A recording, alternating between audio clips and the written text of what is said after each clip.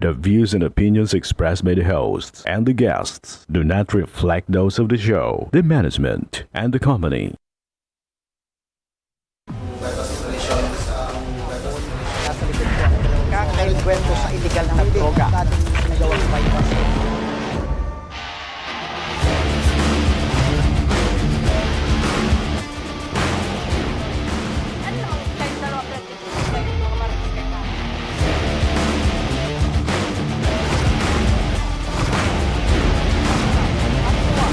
At paano sinapit ng biktima ang mapait na kamatayan?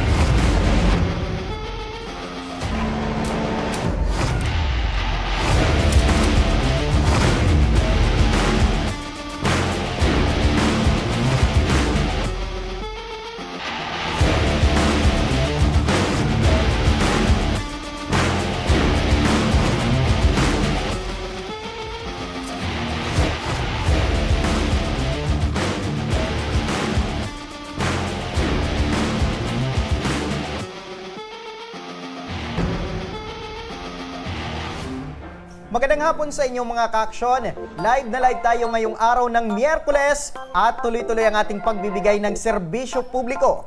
At live din tayong napapakinggan sa 90.3 Radyo Oragon Sorsogon, 88.3 sa Catanduanes, 90.7 Legazpi City at live na rin tayong napapanood sa ating YouTube account. Napapanood din tayo sa Congress TV tuwing alas 7 hanggang alas 8 ng gabi. Mula Lunes hanggang Biyernes sa Congress TV, Digital Channel 15 sa Metro Manila, Channel 17.2 naman sa Albay at Camarines Sur, Channel 10 sa Masbate at Channel 62 sa GMA for the Box. Umpisahan na natin ang ating tabang ora mismo. Eto mga ka-aksyon, isang hinaing mula sa Libon Albay ang ating natanggap. Dumulog sa ating programa si Nanay Heidi Linjo para humingi na ng tulong maipagamot ang kanyang anak na babae na sila Arnie, 34 na taong gulang, may 2 anak na rin ngunit hiwalay na sa asawa. Ang panawagan ni Nanay nasa linya na ng telepono. Eto para sa detalye ng kwentong ito, nasa kabilang linya na ng ating telepono, si Nanay Heidi Linjo. Magandang hapon po, Nanay Heidi. Magandang hapon po, ma'am. Opo. Nanay, kumusta po ngayon ang kalagayan po nitong anak po ninyo na sila Arnie? Wala po, ma'am. Ano yan? Wala naman pong kagalingan. Ganun pa rin po hanggang sa ngayon. Opo. Matagal na po. Okay. Nababanggit nyo na wala pong kagalingan. Bakit po, Nay? Ano po yung nangyari po kay La Arnie? Bakit po ganun po yung binabanggit po ninyo na wala na pong kagalingan hanggang sa ngayon? Kasi, ma'am, magmula po nung mag-asawa yan, doon yan sa Liban tumira. Ayun, ma'am, matagal na pa pala yung anak ko pala, nagkakasakit na sa isip. Hindi ko pa alam. Huli po ako pumunta ng Daraga para kumuha ng birth certificate ng isa kong anak. Hindi ko pa malalaman na may sakit na pala sa isip ang anak ko. Wala namang nagpapaalam sa akin sa pamilya ng asawa niya. So Huli ibig... ko po nakita yung kapitbahay nila na sinabi sa akin na bakit daw hindi ko binibisita ang anak ko na may sakit sa isip. So ibig sabihin po nito, Nanay, wala po kayong kaalam-alam kung ano po yung sitwasyon ng inyo pong anak doon po sa bahay ng kanyang asawa? Opo, wala po, ma'am. Okay. So ngayon po, Nay, asan po itong sila Arnie? Saan po siya ngayon at ano po yung ginagawa niya? Po? Asan po ngayon sila Arnie, ito pong anak mo? At ano Andun po po yung... sa bahay, ma'am. Sa bahay po nila or sa bahay po ninyo? Sa bahay po namin. So kinuha mo na po itong anak mo doon po sa poder ng kanyang asawa? Dito po sa bahay namin, ma'am. Kinuha ko po siya sa bahay ng asawa niya. Okay. Apo. So ano na lang po yung pinaggagawa ngayon ng anak po ninyo? Ano po yung pinagkakabisihan po niya? Andun lang, ma'am, sa bahay. Paikot-ikot lang. Palaging mahiga. Tapos umiikot sa bahay. Kung ano-ano pang ginagawa niya sa bahay. Kung ano yan. Hindi namin siya mahawakan. Kasi nga, ma'am, kang may tao. Tumatakas po siya. Umaalis siya. Halimbawa, may bisita po sa bahay. Umaalis siya. So ayaw niyo Nagtatago po. ayaw niyang magpakita sa ibang tao? Ayaw po. Ito po bang anak po ninyo, Nay, ay meron pong anak? 2 po. Meron po siyang 2 anak. So nasaan po itong 2 anak po niya? Andito po sa akin. Nandyan po sa inyo. How about Opo. yung asawa po ni La Arnie? Wala na po, ma'am. Magmula po nung ipasok namin sa ospital yan at nilabas, hindi na po siya nagpakita sa amin. So tuluyan na pong walang pakialam yung mister sa anak po ninyo. Nalaman ko ma'am, may dalawang anak na daw sa ibang babae. Yun. Sumatanong po kita, nanay, sa tingin po ninyo, ano po yun ang nangyari kay La Arnie? Bakit po nagkaroon po siya ng ganitong uri ng sakit na nawala po siya sa tamang pag-iisip? Ano po yung nakarating po sa inyong rason? Nung ano daw ma'am, nung hindi pa masyadong ang isip niyan, tumatawag po yan sa akin, sinasabi niya sa akin na yung asawa daw niya ma'am, nakikita niya sa umaga daw kapag pumupunta siya ng tindahan, nakikita niya yung asawa niya, may kasamang ibang babae, dinadala sa bahay ng nanay niya. Ayun, so dahil doon, parang hindi kinaya ng isip ng anak po ninyo. Isa pa ma'am, yung pinakaano talaga ma'am, nung ano yan, gustong siguro ma'am dahil gustong umuwi ng anak ko at baka magsumbong sa akin, inano nila yung anak kong huwag makauwi sa bahay. Tinago nila yung anak nila. Ano po? Tinago nila yung anak. Nung sinabi ng anak ko na uuwi dito sa bahay namin sa Libon, itinago nila yung pangalan nilang anak. Para wag madala ng anak ko. Yun po ang simula talaga. Pinakasimula daw ng ano yan kasi nag-ano daw yan, takbo ng takbo noon kasi ayaw nga ipadala yung anak ko. Takbo ng takbo, pumunta daw ng Malada, pumunta ng Pandan. Inahanap yung anak niya. Opo, so dahil doon po sa nakita niya yung mister niya na merong ibang babae, pati po yung patungkol sa anak po nila, nakadagdag po yun sa isipin at bigat po ng kalooban ng anak po ninyo.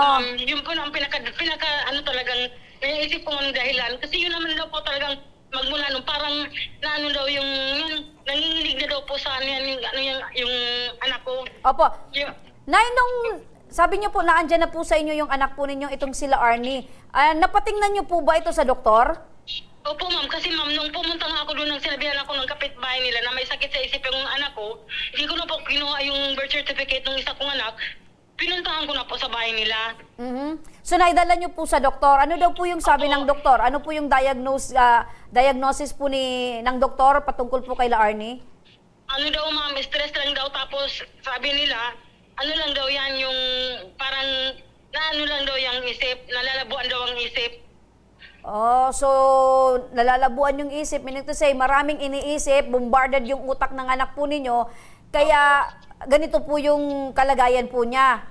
Opo. So paano pong sinabi ng doktor na parang stress lang? Hindi ko mamano kasi ma'am, tagalibong pa ba ma'am? Sila pong nag-uusap ng ano yan.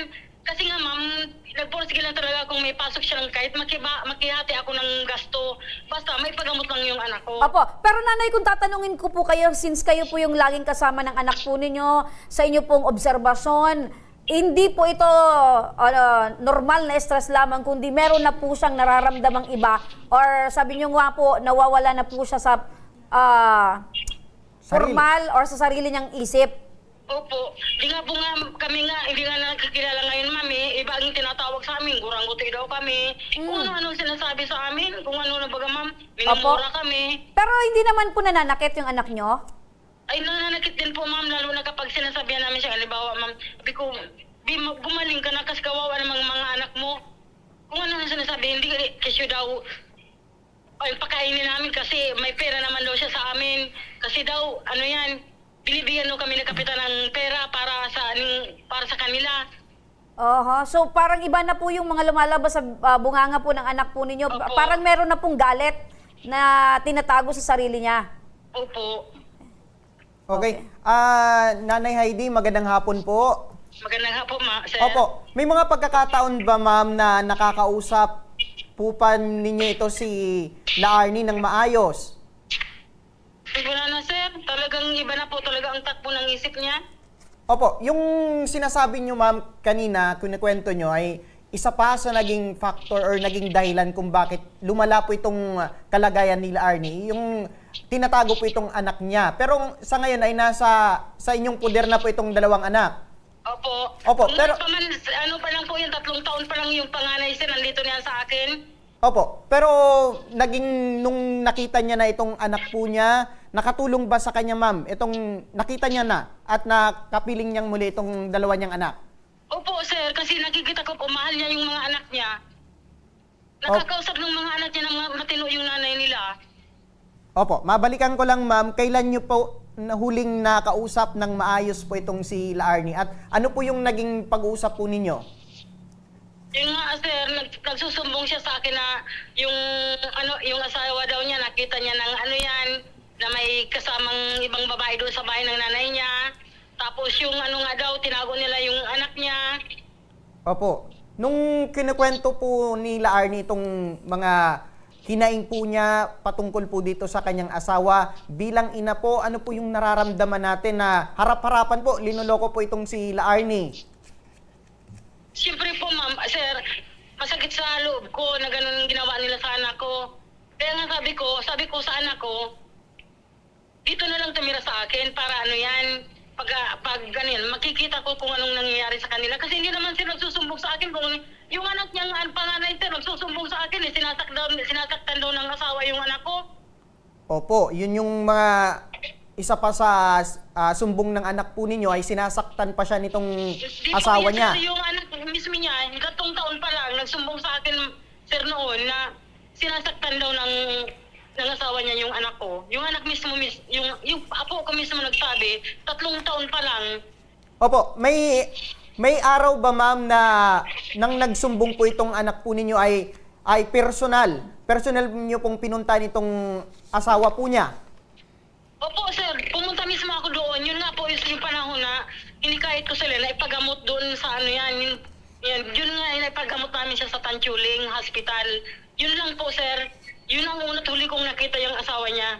Opo, nung naabutan niyo po itong anak po ninyo si Arnie, ano po yung kalagayan niya doon sa poder ng kanyang asawa, Nanay Heidi? Ano sir, nakakawa nga yung sitwasyon, para siyang aso sir, nasa ilalim ng yung maliit na lamesa sir. Opo, nung nakita niyo ma'am yung ganun yung sitwasyon po ng anak po ninyo, ano yung una niyong naramdaman? May galit ka ba na kung bakit or mga katanungan na dapat na Opo, kasagutan sir. dito sa kanyang asawa? Oo, nagalit nga pa ako sir at tinanong ko sila, bakit pinaginanon lang anak ko? Bakit hindi nila ipagamot? Opo, ano? Nakikita na pala nilang ganun ang anak ko. Bakit pinahayaan lang nilang ganun? Ang sagot ba naman sa akin, sir, hindi raw nila mahahawakan. So yun yung naging rason po nila kung bakit hindi po nila napapatingnan po ito sa doktor. Opo. Opo. Pero bakit, sir, nung makita ako, niyakap ka agad ako ng anak ko. So kumbaga, Sinabihan baga naman ako, sir, ng anak ko, pagkayakap sa akin, ma, alam mo sila nga mga manyaki sila. Yung sinabi nila sa akin. Opo, Sinaktan nga ako nila. Opo, Yung sabi niya sa akin, sir. yan ma'am, linawin po natin yan na sinabi sa inyo ni Arnie na manyakis. Ano daw yung ginawa sa kanya ma'am? Hindi ko lang po alam. Yun lang ang nasabi sa akin, manyakis daw yung tatay niya. Yung binan niyang lalaki daw manyakis. Tinuro sa akin, ma'am, sir. So Hindi ko lang posibleng alam, sir, kung bakit nasabi niya yun. So posibleng ma'am, maaari nyo bang kumbaga pumasok ba sa isip nyo na merong nangyari dito kay Arnie? Ganun din po, sir. Naisip kong ganun. Baka may ginawang masama yung ano yan. Kaya lang, sir, napabayaan ko na yun. Hindi ko na kasi gusto ko maipagamot ka agad yung anak ko. Kaya ang ginawa ko, sir, is kahit ko silang kahit pa maipagamot na muna yung anak ko habang maaga pa. Opo. Sa sinabi po nila na wala silang magagawa ma'am, ano yung pumasok po sa isip nyo na imbis na sila dapat yung unang tumulong sa kanyang sa inyong pong anak, sa kanyang asawa, ay wala silang ginawa kundi pabayaan po itong anak po ninyo hanggang sa ngayon nga ay lumala itong sitwasyon or kalagayan po ni Arnie? Yun nga po, sir, hindi ko na, ang sabi ko nga, nagalit nga po ako eh. Kung hindi nga po ako nagalit doon sa yan, yun nga po, sabi ko sa kanila, ano ang gusto ninyo? Didimanda ko kayo, dito ang nangyari sa anak ko dito. Opo. Ang sabi ba naman nila, gusto rin daw nilang ipagamot, kaya lang hindi nila mahawakan yung anak ko. Opo, kung sana ay naipagamot sana ito ng maaga, ay naagapan pa sana itong kalagayan ni Arnie. Opo, sir. Opo, pero kamusta naman yung relasyon ng dalawa dito kay Arnie, ma'am? Itong anak po niya. Mahal po niya, nakikita ko, sir, parang ano yan, kung andyan yung mga anak niya, ano lang siya, ano lang yung isip niya, andyan lang siya, hindi siya umalis dyan lang sa paligid-ligid ng bahay namin siya, umiikot. Opo, Kasi nakikita niya yung mga anak niya. Opo, sa ngayon na napatingnan niyo po ito, kailan po ito napatingnan sa doktor po, ma'am, si Arnie? Matagal na, sir, nung ano yan nga, nung dinala namin yan sa Tanchuli, siguro 2011-12 yun. Tapos dinala namin sa Bicol Medical Behavioral Center, 2015 na. Opo, pero may hanggang ngayon po ba ma'am ay may iniinom siyang gamot? Nung ano lang po, last na napainom ko siya, siguro mga July 1 na yun, sir. Wala na po. Hindi ko na po kasi mainom kasi may pasok na. Kailangan na ng pera yung mga nag-aaral. Kasi po, 5 po ang apo kong pinapaaral ko. Yung Opo. asawa ko, uminom din ng gamot. Sa Opo. pagtitinda lang po kasi ako kumukuha ng pang ano po sa aming bahay. Opo, Kaya kung- naman pong tumutulong sa akin, sir. Opo, dahil sa kakapusan po sa pinansyal ay hindi na po na ipagpatuloy po yung gamutan po ni La Arnie. Opo, sir. Opo. So, dahil po lumapit po kayo sa aming program at sa Ako Bicol, ano po yung ninanais nyo pong mangyari po, ma'am? Gusto ko po sana, ma'am, sir, na mapaigamot siya ng ano yan, ng lubusan. Ayun. Gusto ko pong gumaling siya kasi po yung mga anak niya, lumalaki na rin po. Ayoko pong mapahiya yung mga bata dahil lang sa kanilang ina. Okay. So magandang hapon po, Ma'am Heidi. Sa muli, magandang hapon po. Magandang hapon po. Opo. Ma'am, sabi niyo nasa inyo po yung mga anak. Ano po? Opo. Opo. So, paano po yung mga pagkailangan niyo po ulit ng maintenance? Itong kailangan po ng anak po ninyo ng maintenance. Saan po kayo kumukuha? Ano po, sa binta ko po sa pagtitinda ng gulay. So nagbebenta po kayo ng gulay. Opo. Nasa magkano naman po yung kinikita niyo sa isang araw sa pagtitinda po ng gulay? Siguro ma'am, mga lampas 500 din po isang araw. Ayun, so lagpas 500. So, sapat naman po ba sa pangangailangan or talagang kulang na kulang? Kulang na kulang po ma'am kasi po yung nag-aaral pa po. So yung sa gamot lang po, mga kulang-kulang 500 po yung gamot ng anak ko. Kaya hindi ko po may bili ng araw-araw. Minsan lang po makabili. Kaya Opo. lang po kasi rin ng ano yan, yung mga nag-aaral, yung baon. Opo. So sa sitwasyon ni nanay ngayon, Nanay Hazel, partner, kampante na sana siya ng kanyang anak na sila Arnie ay nag-asawa na, meron ng sariling pamilya, pero dahil sa sitwasyong ito, napabayaan ng asawa, yung anak niyang sila Arnie at nagkaroon pa ng sakit, bumalik kay nanay yung responsibilidad, meron pang kasama Meron mga pang apo. kasama. Anyway, nanay, yung kagustuhan niyo pong mapagamot, ito pong anak po ninyo para sa agarang pagtugon sa sitwasyon po nila Arnie. Makinig po kayo, Nanay Hazel, idudulog po natin ito sa tanggapan ng Municipal Social Welfare and Development Office ng Libon Albay. Makakausap natin si Sir Robert Cuerdo, ang Disability Affairs Officer 1 ng MSWDO Libon Albay. Magandang hapon po, Sir Robert. Magandang hapon po, Madam.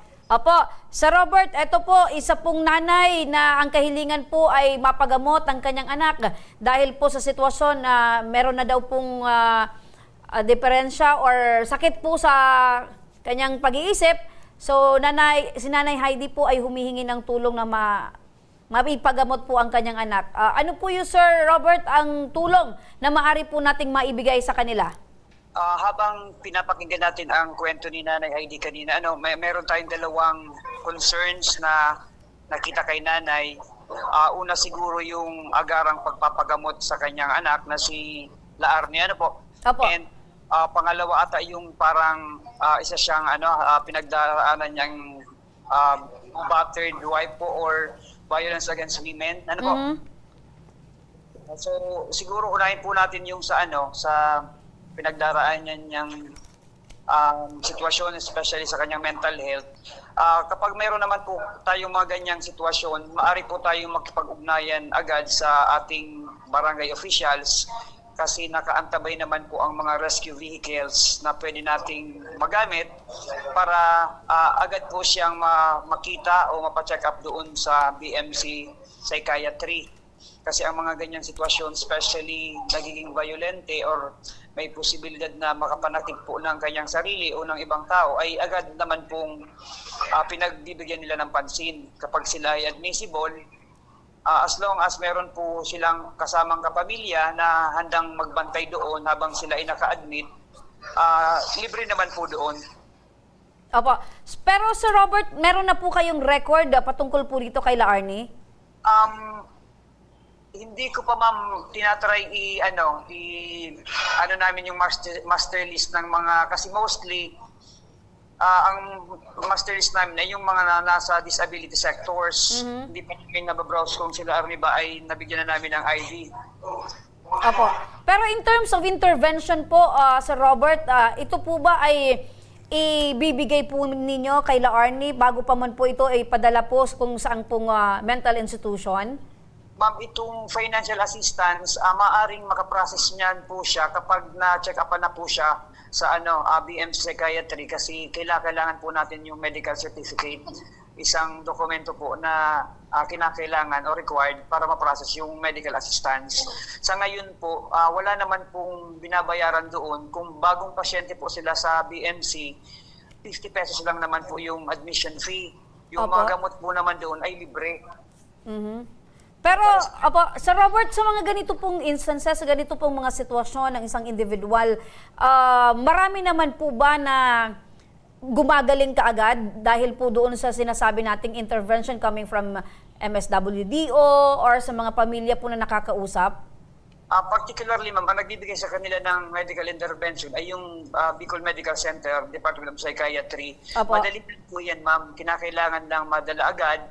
And then, kapag kailangan i-admit, siguro matagal na nga po ang isang buwan. Mostly, isang linggo lang yan, ma'am, na interventions or medical treatment, napapauwi agad sila.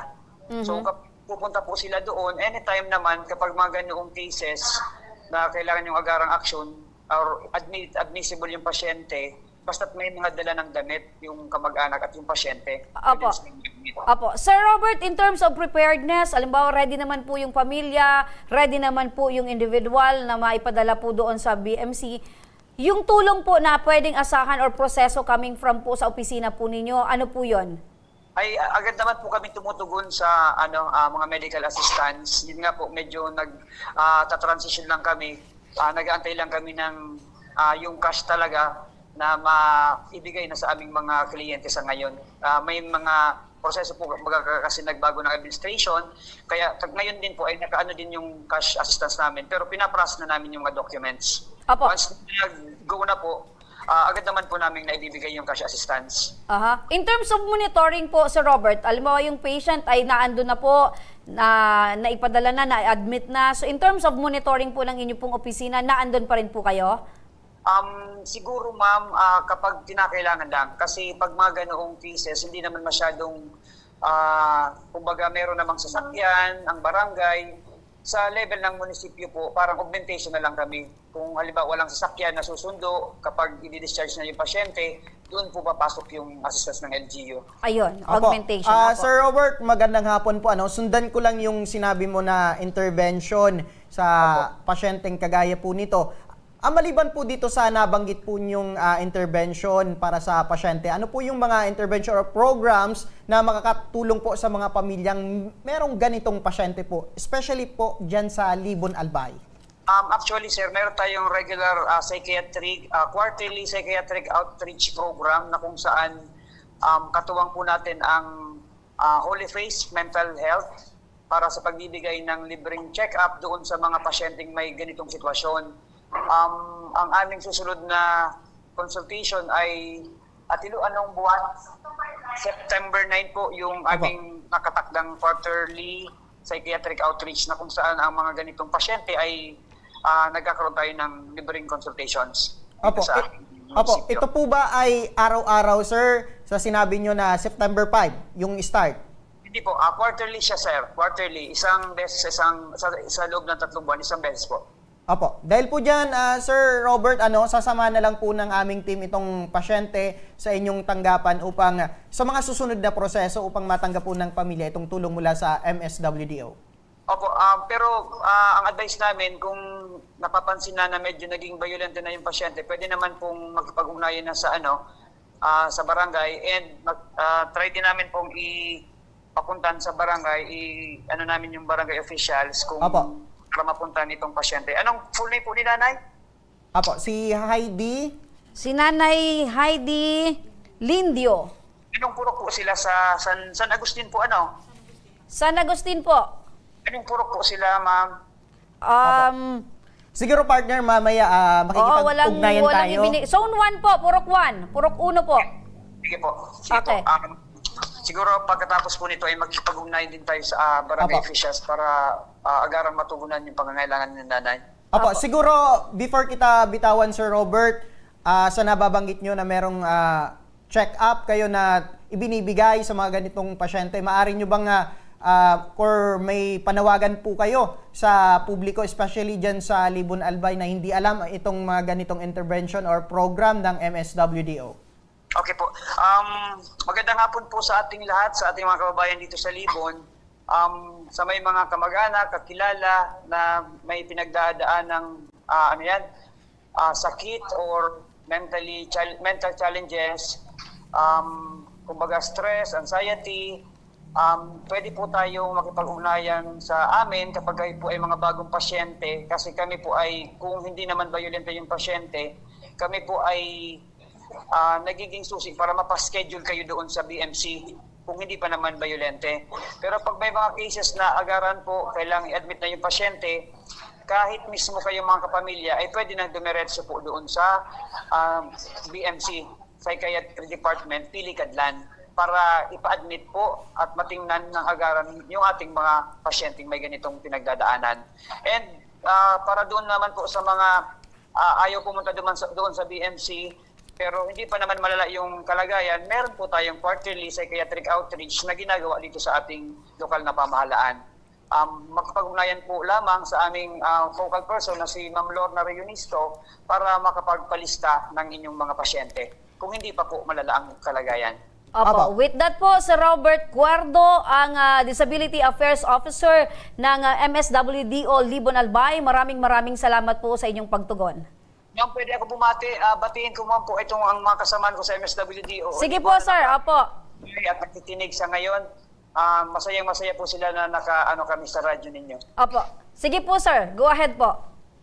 Binabati ko po ang aking makasama, si Ranisa, si Kuya Ben, si Nogs, si Rachel, si Ate Alma, si Ate Ira, at lahat-lahat na po, marami kasi Ma'am Sally nasa Naga. Thank you po. Opo, maraming salamat dyan sa MSWDO Libon Albay at sa lahat ng mga staff na katuwang natin sa mga ganitong klase ng concerns na ipinapaabot namin dyan sa inyong opisina. Mabuhay po kayo. Thank you po, mama po. Yan, balikan natin partner si Nanay Heidi. Nanay Heidi. Hello po. Opo, narinig niyo po mula sa MSWDO na handa po silang tumulong sa magiging proseso po upang matanggap na tulong mula sa MSWDO. Ampo sir, salamat po. Ayun. Huwag po kayong mag-alala, Nanay Heidi, dahil katuwang niyo po kami, aantabayan po namin kayo at syempre yung anak po ninyo na mapatingnan po sa doktor at syempre yung MSWDO, katuwang din po natin para po yung kahilingan po ninyo na gumaling na po ang inyong anak ay mangyari po. Opo, salamat po, ma'am. Yan, sana eto rin partner, panawagan natin sa asawa niya. Oo. Sana naman makipag-cooperate or kumbaga tumulong. Actually, partner, kung mapatunayan na talagang isa sa mga cause kung bakit nagkaroon ng ganyang sakit etong si Laarni, pwedeng magsampa ng kaso si Laarni pag gumaling na. Or kaya itong magulang, pwede din silang mag-initiate ng reklamo against dito kay Mister. Tama. Kasi alam mo, partner, andyan pa sila. Ano po? Nagsasama na po sila. May dalawang anak na yan. Ayun. Kaya po, Nanay Heidi, kayo po mismo, pwede po kayong makipag-ugnayan or humingi po ng advice sa isang abogado kung ano po yung pwede nyong gawin bilang isang magulang at ang anak po ninyo ay wala po sa tamang pag-iisip. So, pwede po kayong mag-initiate kung ano po yung reklamo na pwede nyo pong isampa sa asawa po nitong si Laarni dahil sila ay kasal. And aside of that, meron pong proof na meron po anak. Meron na pong anak itong lalaki doon po sa kanyang kinakasama. Apo, wag po kayong mag-alala, Nanay Heidi, dahil maaari namin po kayong samahan sa Public Attorney's Office para po ito pong legal na aksyon na pwede nyo pong gawin at nararapat na hustisya para po sa inyong anak dahil hindi po ito tama na porket meron na pong pag-iiba sa pag-iisip ng kanyang asawa ay papabayaan na lang ng ganon, di ba? So, naandito lang po kami, Nanay Heidi, para kayo po ay tulungan, para naman po ay aside doon sa medical na aspeto, dito din po sa legal aspect ay makakatulong din po kami sa inyo. Opo, at maraming salamat po sa tiwalang ibinigay niyo po sa aming program at sa Ako Bicol Party List.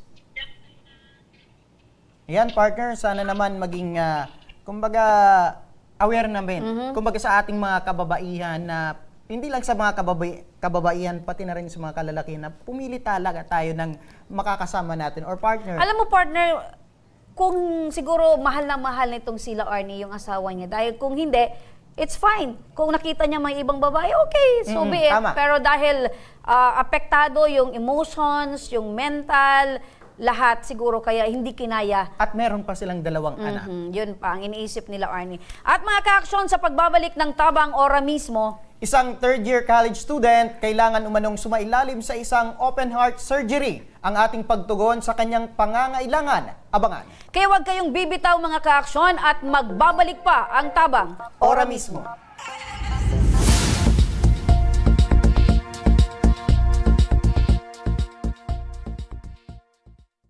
Marahin aldaw sa Indo Gabos. Ang aldaw na ini ay para sa Indo, para sa tuyang mga kababayang Bicolano na nangangaipuhan kan kalinga, asin manlain-lain na medikal na serbisyo. Ini po ang sa tuyang dalan para makapaghatod kan serbisyo maski guraano ini karayo o karani ang sa indong kinamumugtakan.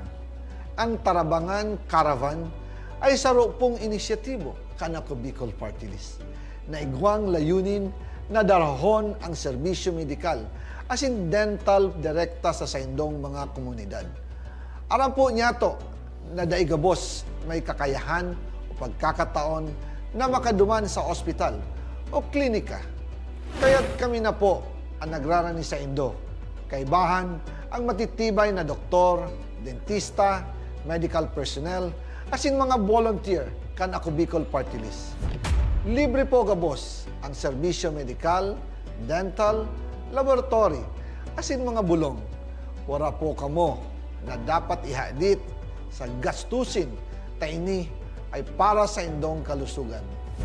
Kaiba taman po ang satuyang programa ang libreng gupit asin masahe para sa satuyang mga kababayan. Maliban digdi, may local recruitment activity man kita ngunyan. Ini po sarong biyaya para sa satuyang mga kababayan na nag-aanap kitrabaho. Sana po ay makatabang ini sa Indo.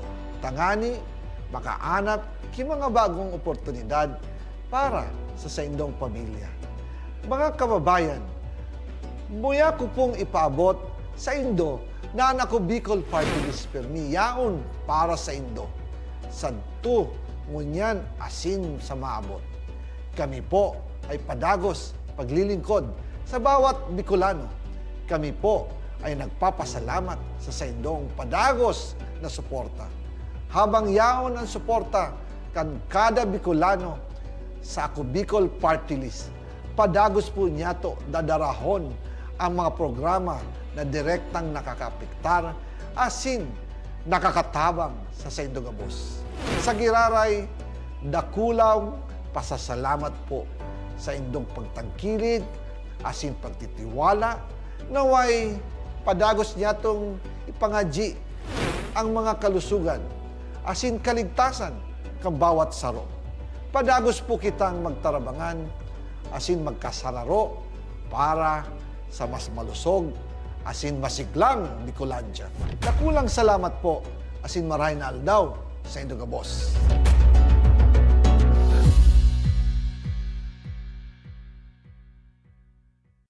Daan-daan na po ang mga nakapagtapos at may mga kanya-kanya ng propesyon. Sa kanilang pagpupunyagi, walang masidlan ang kanilang mga ngiti. Yun at sa Gabos, nagpapasalamat po ako sa AKB. Gusto ko lang po magpasalamat sa Ako Bicol sa opportunity na tigtatao po araw po sa kuya na estudyante. Dahil naandyan lang, katuwang lagi, Ako Bicol, katabang na, kasurog pa. Hindi rin nagpahuli sa pagtugon sa mga pangailangan ng ating mga healthcare workers at mga frontliners. Sa simula pa lang nitong pandemya, hanggang sa ngayon, walang humpayang pagtulong. ay nagpapasalamat po ako sa pagtaunin tabang hali sa ako Bicol Party List. Papasalamat kong dakula sa duwang congressman. Tayo nakakatabang sa muya sa gabi. Maaasahan. Ako Bicol, katabang na, kasurug pa. Tucked away in the province of Albay, known for its perfectly shaped Mayon volcano, Misibis Bay Resort, a locally owned 5-hectare private island resort. The resort is ready for all those looking to balance tranquility and adventure. This tropical destination is where guests can either choose to relax under the palm trees or have an adventure under the sun. It features modern and luxurious rooms and villas, recreational facilities, and sophisticated services.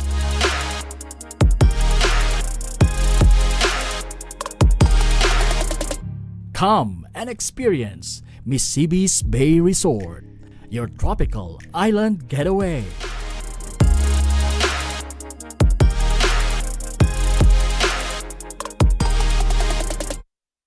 Problema sa tubig, agarang binigyang solusyon. Nagpatayo ng mga solar-powered water supply system sa mga liblib na lugar. Libre, malinis at maaasahang supply ng tubig 24/7. Dakulaon ang pagpapasalamat niya mo. Dahil may ikamalilingan habang kami nabubuhay. Dakulaon nining tabang para sa gabos na tao digdi. Salamat po. Para sa ating mga kababayang nasa laylayan, ako Bicol, katabang na, kasurug pa. Libo-libo na ang mga nabigyan ng tulong medikal. Bata, matanda, kahit sino man, lahat ng mga may karamdaman, may maaasahan. Nagpapasalamat sa Ako Bicol Party List. Hindi po namin makakalimutan ang tulong na dinala ninyo dito sa aming bayan. Maraming salamat po. Dahil iisa lang ang tunay na nagmamalasakit. Ako Bicol, katabang na, kasurug pa.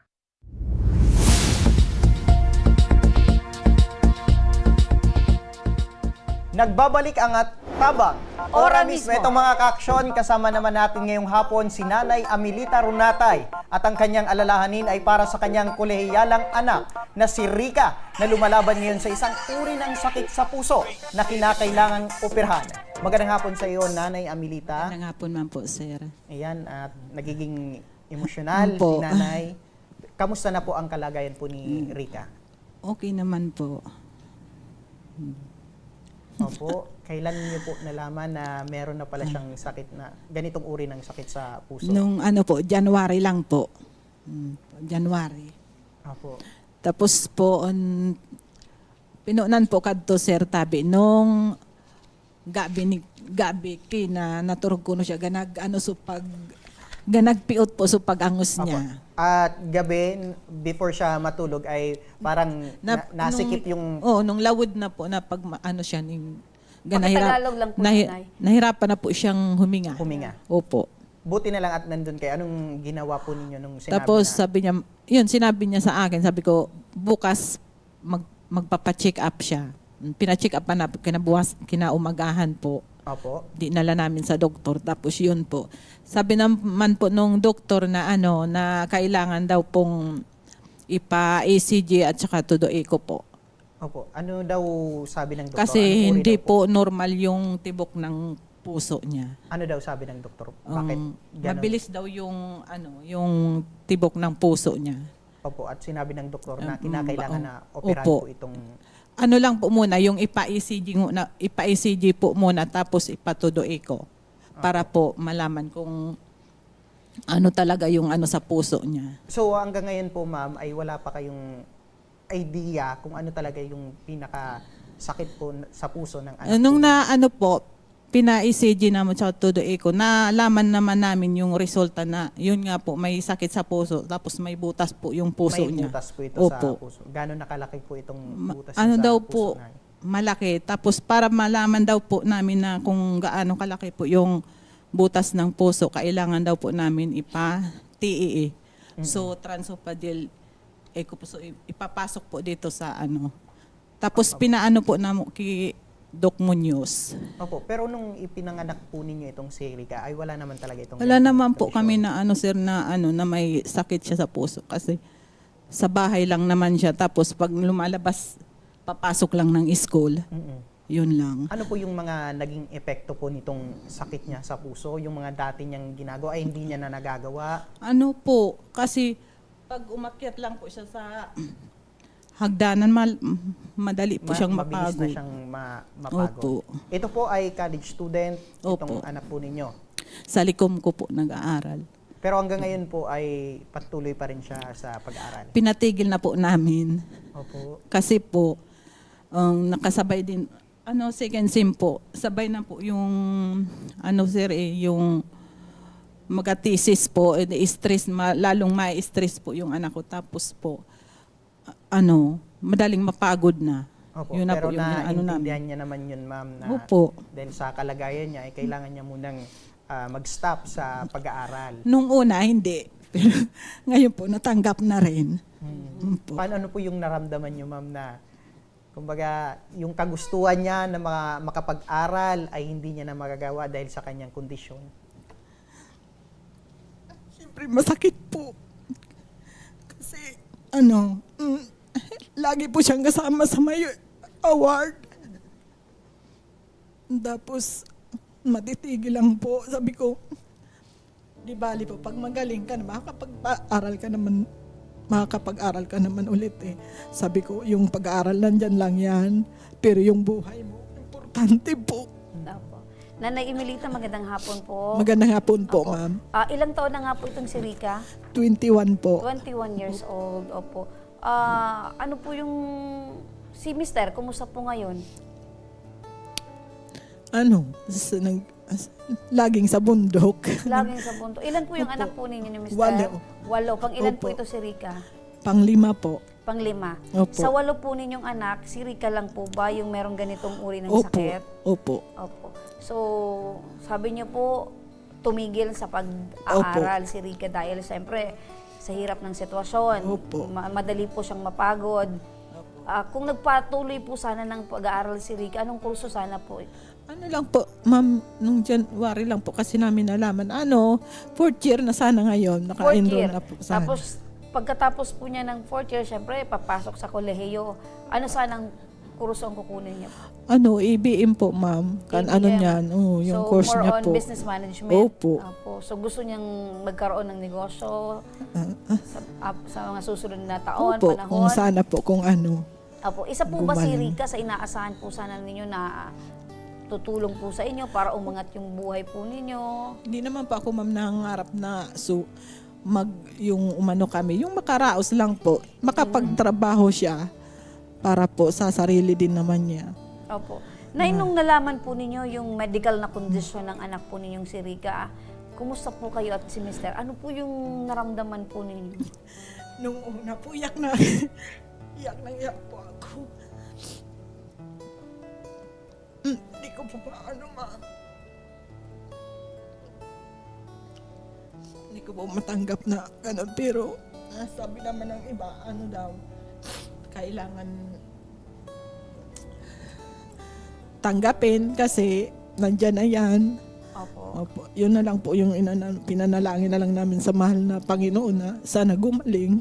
Opo. Yun po. Hindi nyo inaasahan na sa karami-rami ng mga sakit, normal, Opo.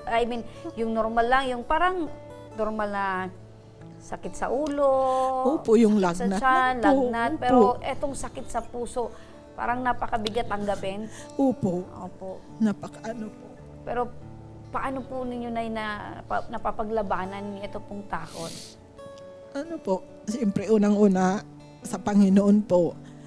Tapos po nag-uusap-usap na lang po kami, may makakaraos din kami sa ganitong sitwasyon na sa nangyari kay Rica, sabi ko.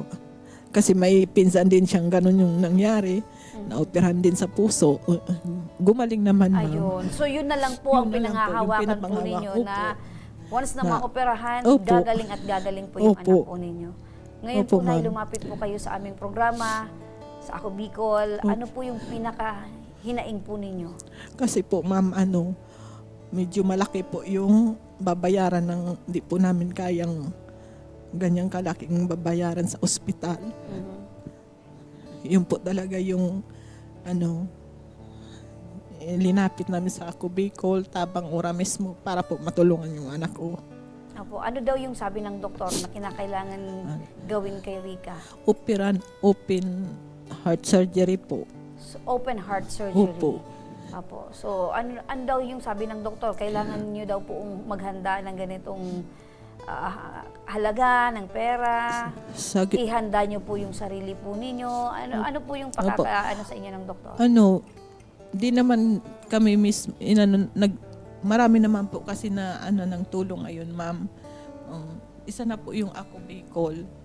Po nila ko rin kuminda po. Opo. Na sa Ako Bicol po. So yung mismong yung doktor po yung nag-recommend na hindi po mismo yung isang po doon sa heart station yung sa social service po. So may nakarating po sa inyo na yung Ako Bicol ay tumutulong po sa ganitong uri ng mga pasyente, especially itong open heart surgery. Opo. Okay, so pumunta po kayo dito para Opo. umaasa po kayo. Umaasa po ako, ma'am, na matutulungan yung anak ko. Apo. Nasa magkano na itong sinasabi ng doktor Ano na po, abutin? sir, 1 million po, mahigit. Mahigit 1 million po. Opo. Partner. Napakalaking halaga. Napakalaking halaga. Opo. Malaking halaga po, ma'am. Okay, so dahil sa kahilingan po ninyo, nanay, na matulungan po kayo dito po sa pagpapa-opera po sa anak po ninyo, nasa kabilang linya po ng ating telepono si Ma'am LB Sidenio, ang coordinator ng Ako Bicol Party List. Magandang hapon, Miss LB. Yes po, good afternoon, Miss Remy, and good afternoon kay nanay. Apo, Miss LB, naandito po si nanay at humihingi po siya ng tulong dahil ang inaalala niya po ay ang malaking bill na para po sa open heart surgery. Ano po yung maaring maitulong po ng Ako Bicol Party List para po sa kanila? Yes po, si Kong Saldi po, kaisa ni nanay sa pag-aalala sa kalagayan ng kanyang anak. Ang Ako Bicol po, nakahandang tumulong sa bayarin ni nanay sa operasyon ng kanyang anak sa open heart surgery. Ngayon po, yung doktor, kakausapin natin na i-charity yung pasyente ni nanay para hindi sila magbayad sa professional fee. Si Kong Saldi po sa Kong Garbin, nangako naman po na isi-zero balance po yung hospital bill nila na pwedeng i-charge natin sa MAIP. Ayun. So, ibig sabihin, yung hospital bill ay sasagutin na ng Ako Bicol Party List at tutulungan pa ng Ako Bicol na sana pakiusapan yung professional fee ng doktor na maipababa. Yes po, yes po. Pag-usapin po natin yung doktor na mag-opera sa kanila and then i-refer po natin sa social worker para ma-assess po sila para mabigay natin yung libreng tulong ng Ako Bicol Party List. Ayun! Ganun, nanay, ang Ako Bicol Party List. Ganyan si Miss LB. Tutulungan po kayo para po yung tulong, yung serbisyo ng Ako Bicol Party List ay matanggap po ninyo. Maraming salamat po, ma'am. Nakulong papasalamat pong maray. Opo. Sa Ako Bicol po. Opo, at naging posible din po yan dahil yan sa Ako Bicol sa tulong po ni Congressman Saldico. Opo.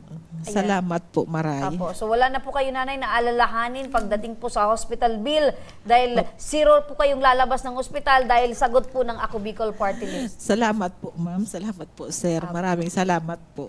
Dagdagan niyo po ng panalangin po, nay, Opo, para ma'am. Opo. maging successful po yung operasyon ng anak po ninyo. Opo. At maliban dyan sa tulong mula sa Ako Bicol Party List, itong hospital bill, tanggapin nyo po itong bigas mula sa aming program.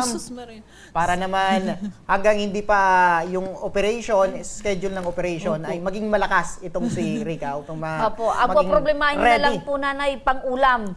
Pero yung pangunahin pong maray, bigas. Salamat po. Ayan na. Salamat po, ma'am. Salamat po, sir. Opo. Mga ilang kilong bigas po yung nakukonsumo nyo sa isang araw, nay? Sa dakilo po, ma'am. Isang kilo sa inyo pong pamilya? Opo. Opo. So, isang araw na yung yung isang kilo or isang kainan? Isang araw na po, ma'am. Isang araw. So, pag 10 araw na po yan. 10 araw, partner. Opo. Salamat po. Okay. Ayan. Kung meron kang mensahe sa iyong anak, itong magandang balita, ano yun, ma'am?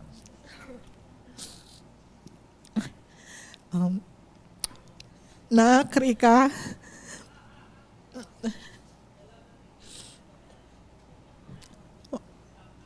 maupiran ka na po. Maupiran ka na. Magiging zero balance ka na, Atabangan kita ni kan Ako Bicol.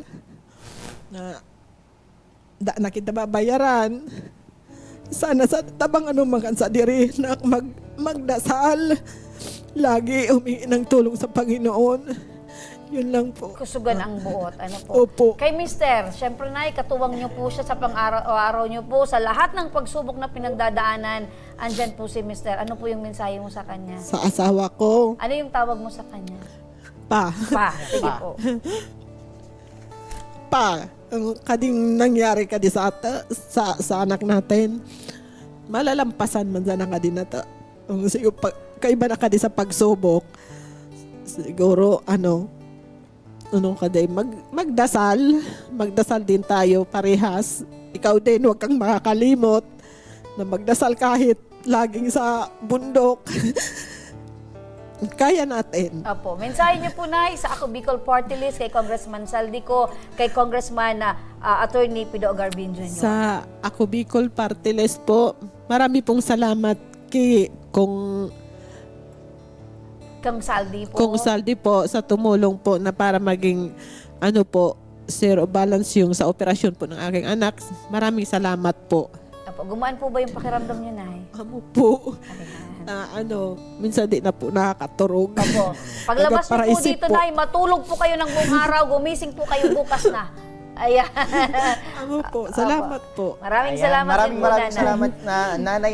Meron po kaming staff na aalalay po sa inyo hanggang sa mga susunod na proseso upang matanggap niyo po itong tulong mula sa Ako Bicol Party List. Amo po, salamat. Maraming salamat po. Ayan. So, yan po, Nanay, ang kagustuhan ni Congressman Saldi ng Ako Bicol Party List na mapagaan po yung ating pakiramdam, yung ating buhay, dahil lagi pong naandyan ang Ako Bicol Party List para po tumulong sa mga nangangailangan. Opo. Ayan. Salamat po. At masaya tayo, partner, kasi Ramdam nakita ko, natin partner, ramdam ko yung kagaanan ng pakiramdam isang na ina nanay. na talagang gagawin ang lahat para gumaling lang ang kanyang anak. Apo, magpalakas din po kayo, Nanay, dahil kailangan po kayo ng inyong anak. Opo. Salamat po. At yan ang mga problema at alalahanin na ora mismong binigyang aksyon at tugon ngayong hapon. At para sa mga nagnanais na humingi ng tulong sa aming programa, panoorin po natin ito. Sa may mga problemang legal at medikal na nais humingi ng tulong sa ating programa, maaari po kayong magsadya sa aming tanggapan sa ground floor Embarcadero de Legazpi, Victory Village, Legazpi City. Bukas po ang aming tanggapan mula Lunes hanggang Sabado, alas 8 ng umaga hanggang alas 5 ng hapon. Sa mga nasa Metro Manila naman po at kalapit na lugar, maaari po kayong humingi ng tulong sa Action Call Center sa North Wing ng Batasang Pambansa. Magpunta lamang po kayo tuwing araw ng Lunes alas 8 ng umaga hanggang alauna ng hapon. Maaari na rin po kayong magtungo sa Tabang Ora mismo Satellite Office sa Camarines Norte sa Provincial Capitol Building, Barangay 3, Daet, Camarines Norte. At para naman sa mga taga Camarines Sur, maaari na rin kayong dumulog sa Zone 2, Tagungtong, Goa, Camarines Sur. Bukas po ang aming tanggapan mula Lunes hanggang Biyernes, alas 8 ng umaga hanggang alas 4 ng hapon. Maaari din kayo magpadala ng mensahe sa aming official Facebook page na Tabang Ora mismo. Kahit anong reklamo ay amin pong tinatanggap. Huwag niyo rin pong kalimutang i-follow ang aming mga official social media account sa aming Facebook account, YouTube at TikTok account, Tabang Ora mismo. Action ko patuloy na magsisilbi. Action ko sa mga... At hanggang bukas mga ka-aksyon, sama-sama pa rin nating aksyonan ang mga problemang medikal at legal. Ako po, si Nomer Corporal. Ito ang programang May Paninindigan, tutugon sa inyong pangangailangan. Ako naman po si Remy Araneta Mindones. Magandang hapon at salamat. Ito ang Tabang Ora mismo. Action ko sa mga nangangailangan. Action ko lahat ay dadamayan. Noon at ngayon tayo'y sinamahan. Action ko patuloy na magsisilbi. Action ko sa mga nangangailangan. Action ko lahat ay dadamayan. Noon at ngayon tayo'y sinamahan. Action ko patuloy na magsisilbi. Isang masipag na pilantropo, sa hirap at ginawa kasama mo. Malapit ang puso sa mga natutulungan, may aksyon lagi.